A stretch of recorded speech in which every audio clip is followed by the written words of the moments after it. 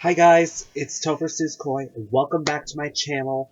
I'd like to start off on today's video is that I'm about to do this book, Harold and the Purple Crayon by Crockett Johnson, which that book was released in 1955 and it was renewed by Fruit Cross in 1983.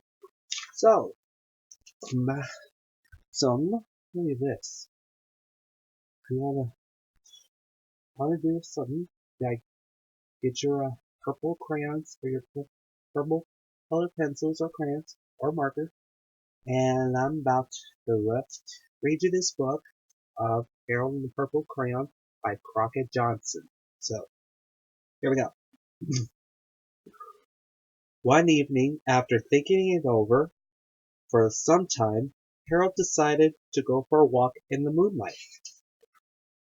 There wasn't any moon, and Harold needed a moon for a walk in the moonlight, and he needed something to walk on.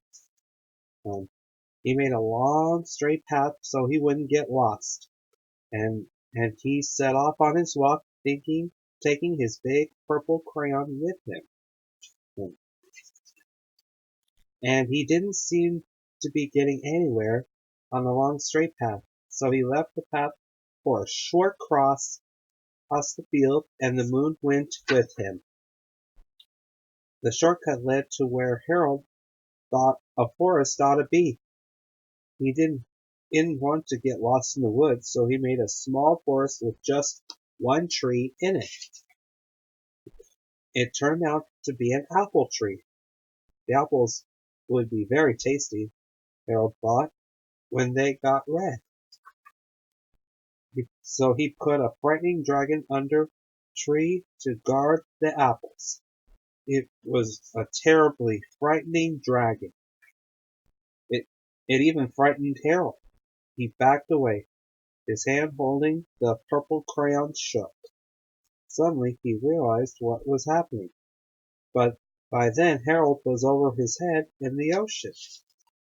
He came up thinking fast, but in no time he was climbing aboard a trimmed little boat. He quickly set sail, and the moon sailed along with him. After he had sailed long enough, Harold made land without much trouble. He stepped ashore on the beach, wondering where he was. The sandy beach reminded Harold of picnics, and thought the picnics made him hungry. He laid out a nice simple picnic lunch. There was nothing but pie, but there were all 9 kinds of pie that Harold liked best. When Harold finished eating, there was quite a lot left. He hated to see so much delicious pie go to waste. So Harold left a very hungry moose and a deserving porcupine to finish up, and he went looking for a hill to climb to see where he was. Harold knew that the higher up he went, the farther he could see, so he decided to make a hill into a mountain.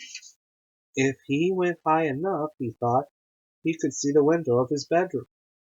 He was tired and felt ought to be getting to bed. Hoped he could see his bedroom window from the top of the mountain. Where he looked down over the other side, he slipped. And there was nothing as at any other side of the mountain. He was falling in thin air. But luckily he kept his wits and his purple crayon. He made a balloon and he grabbed onto it. So he made a basket under the balloon big enough to stand in. He had a fine view from the balloon, but he couldn't see his window. He couldn't even see his house. So he made a house with windows, and he landed the balloon on the grass in the front yard. None of the windows was his window. He tried to think where his window ought to be. He made some more windows. He made big building full of windows. He made lots of buildings full of windows. He made a whole city full of windows. But none of the windows was his window. He couldn't think where he might be. So he decided to ask the police to point the way Harold was going anyway. But Harold thanked him. He walked along with the moon, wishing he was in his room and in bed. Then suddenly Harold remembered. I don't remember where his bedroom window was when there was a moon. It was always right around the moon. Then Harold made his bed. He got in it and drew up the covers. The purple crayon dropped on the floor, and Harold dropped off to sleep. So, that was the best book that is written and illustrated by Crockett Johnson, Harold and the Purple Crayon. So my big question for this is, what do you like to draw with your purple crayon?